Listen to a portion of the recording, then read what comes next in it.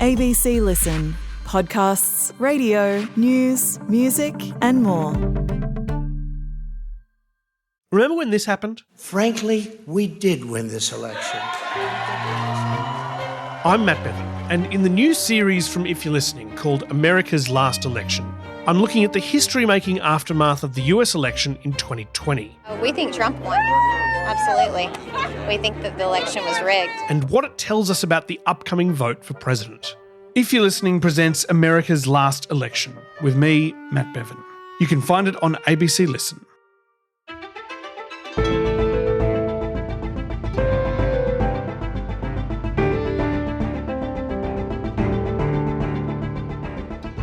Let's face it, we'd all like to turn left when we walk onto a plane, but alas, most of us end up at the back.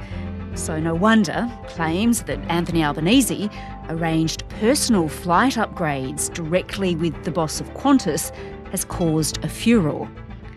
Today, Shaun Johnson, founder of the Open Politics website and former lobbyist and Liberal Party staffer, on political gift-giving and why it needs to end.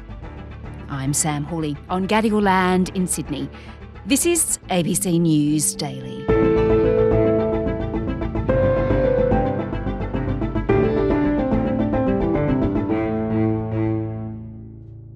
Shaun, we know politicians fly around the country a lot, and I think we expect that, but it's the flying that's really landed the Prime Minister Anthony Albanese in some rather hot water this week. That's right. MPs, I think there's a sense of entitlement amongst many of them where they say, look, we work hard, we travel a lot, we need this perk of chairman's lounge to sort of make up the long flights and the difficult hours. But, you know, there's plenty of Australians doing it tough, working long hours who don't get access to chairman's lounge.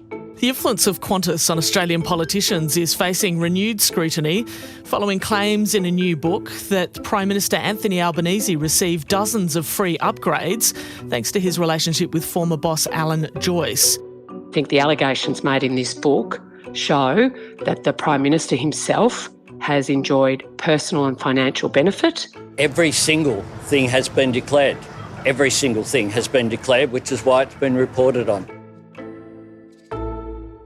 Yeah, sure. Okay, so let's unpack this chairman's lounge because it's rather fascinating. There's been a whole book written about it by former journalist Joe Aston, which is where these allegations about Anthony Albanese's flights have been made. You've got to explain for me, first of all, what is this lounge? Because it sounds like we'd all like to be in it. Yeah, look, it's the only lounge or club where there are no membership criteria. It's the sole gift of the CEO of Qantas to decide who gets in and who gets to keep their membership. And it's a la carte food, alcohol at any time of the day. It's quite a nice experience. They will provide an upgrade to you if one is available. Quite often, MPs, they'll already be flying business class, but if they're not, they will get an upgrade. Yeah. And that is not something that's on offer to the general public. All right. But Shaun, it seems the sticking point really with Anthony Albanese is the claim in this book that he was in contact with the head of Qantas at the time, Alan Joyce, to actually ask for some of these upgrades. They weren't just offered to him.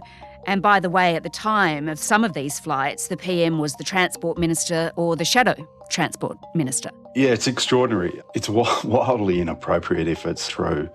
Can you imagine if the head of the Civil Aviation Authority or the head of the ACCC had texted the CEO of Qantas to say, hey, I'm going to be flying to Europe or the US and, I'd like an upgrade.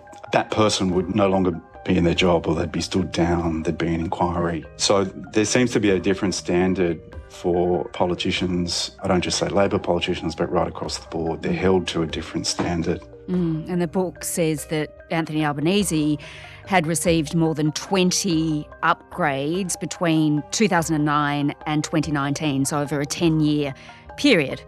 It's quite a lot. It's extraordinary. And look, I should stress, he's no Robinson Crusoe, as I think Joe Aston said in his book or in public commentary, that there are ministers, shadow ministers, backbenchers, independents getting upgrades right across the board. There's There's no evidence yet that people have actually sought upgrades, but to be honest with you, I wouldn't be surprised if they have.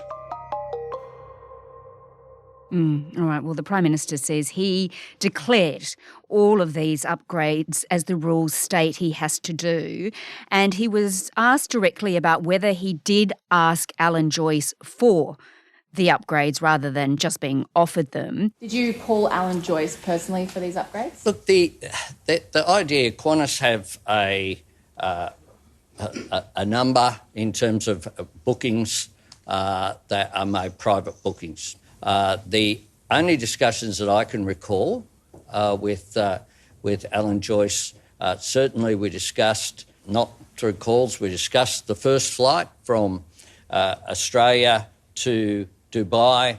Just tell me about his response to this, because it wasn't all that clear. I think that's safe to say. Yeah, look, I was a bit confused about it. I do find it striking that he didn't directly reject Aston's assertion that he did text Alan Joyce on a number of occasions to get upgrades. You know, I mean, this line he uses around, I've complied with my disclosure obligations. It's a line I hear all the time from politicians. I mean, it's a very low bar. I think the public expects a lot more than just disclosing a gift or a benefit from a vested interest. So declaring the flights might not be that satisfying in the public's mind. It's great fodder, Sean, too, isn't it, for the opposition? But if you're the Transport Minister and you're picking up the phone to one of the most important stakeholders in your portfolio asking for a free upgrade, then again, I think the Prime Minister would be able to answer those questions more effectively than anyone else, because I'm not aware of anyone else having done it. Even though, as you've mentioned, I'm sure there's lots of other MPs who have taken upgrades, and the PM himself points that out, the opposition leader says Anthony Albanese should refer himself to the Anti-Corruption Commission, which, let's face it, is pretty unlikely to happen. Yeah, look, I can't see that happening, and given the Anti-Corruption Commission, how it operates, I can't see them actually taking up the case either. Yeah. And look, it is a bit hypocritical of the opposition to be attacking Albanese, because they are not clean skins on this, which does raise, I think, issues around potential conflicts of interest. I do think there needs to be inquiry, but it shouldn't actually be just looking at Albo. It should be looking at this whole political culture in Canberra of accepting benefits and gifts from interest groups and thinking that by disclosing it, that just solves the conflict of interest issue. Yeah, and by the way, there's no real suggestion of corruption here at this point. No. Well, Sean, let's then delve a little further into the gift giving to politicians. The problem with the public and politicians is perception is everything, isn't it? I just want to deviate just for a moment, because what's been happening in the UK has been really interesting too, because gifts given to the PM there, Keir Starmer, have landed him in a spot of bother too, as the Brits would say. Frockgate, I think you're referring to. Just tell me about that. Tell me what's happened with him. I understand his wife, but also Keir himself, received free suits and frocks from, I think it might have been a Labor lord or donor. And the argument from the Labor Party in the UK is that, look, you know, I need to go to so many public events and my wife needs to go to so many public events and I need to wear something different every time. Which, you know, you could argue, okay, on well, that's right. But, you know, he's also paid a good lick of money and he doesn't need to wear a different suit every time. Yeah. I think it's a bit of a lie. It's a pretty poor argument. And he didn't have to go to the Taylor Swift concert either with those free tickets. I mean, the public in the UK were just pretty outraged by all of this. And in the end, he actually had to pay back £6,000. We are now going to bring forward principles for donations, because until now politicians have used their best individual judgment on a case-by-case basis. I think we need some principles of general application. So I took the decision that until the principles are in place, it was right for me to make those repayments. You know, the freebies annoy the public, don't they? I think they do. It has just become so normalised in Canberra culture, and I say this right across both the major parties and to a lesser extent with the independents and the Greens, they see no problem with going to, the Melbourne Cup birdcage, AFL or NRL grand finals, State of Origin, Bledisloe Cup, Hamilton musicals. And the public rightly is, I think, appalled by this culture because they think, well, I don't get access to that. I don't get access to upgrades and chairman's lounge. You're supposed to be representing us. You're not supposed to be taking benefits from vested interests who may be trying to inappropriately influence politicians. Now, I'm not suggesting I have evidence of corruption or misconduct, but it does raise the risk of that sort of behaviour when politicians accept benefits and gifts. It's tripped politicians up in Australia before, of course, too. The former New South Wales Premier Barry O'Farrell's career sort of collapsed over a $3,000 bottle of wine, which he didn't declare. I still can't recall the receipt of a gift of a bottle of 1959 Grange.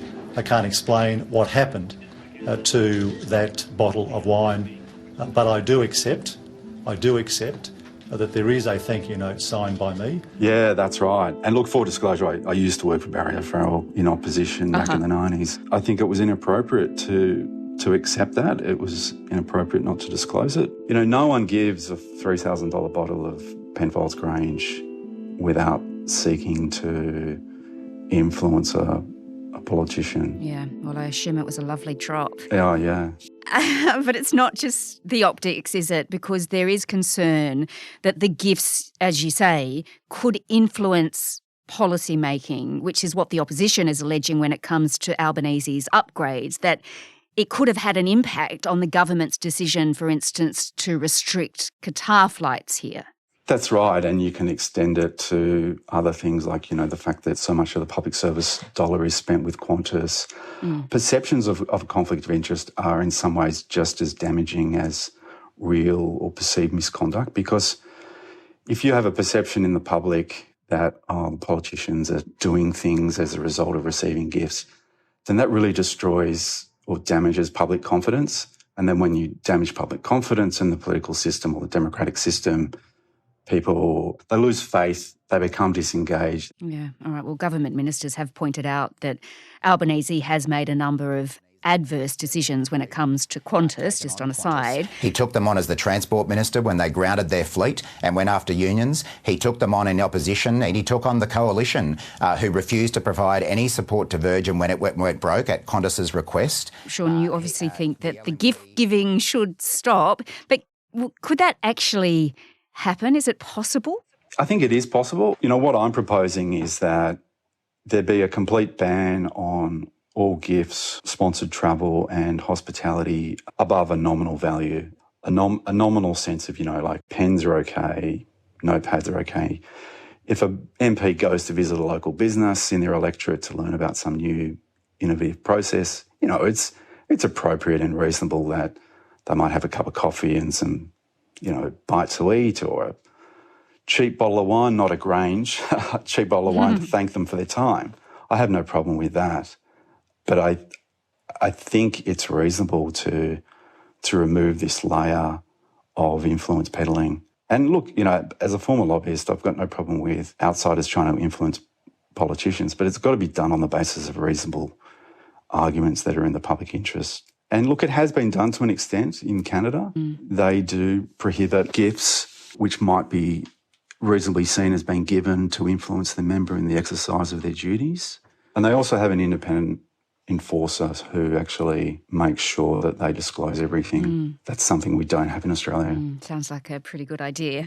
And by the way, Sean, the Chairman's Lounge, it's not compulsory, is it, for MPs to join up? They could very simply say no, and of course, some do. Yeah. And probably the public would appreciate that. Absolutely.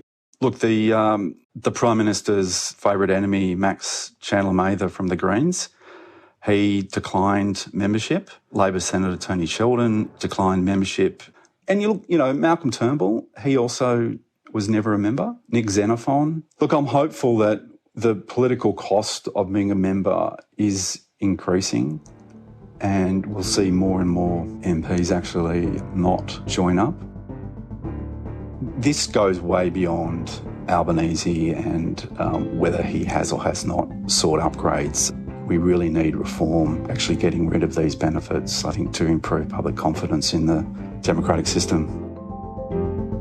Sean Johnson is the founder of Open Politics, a political transparency and accountability website. This episode was produced by Sydney Peed. Audio production by Anna John. Our supervising producer is David Cody. I'm Sam Hawley. Thanks for listening.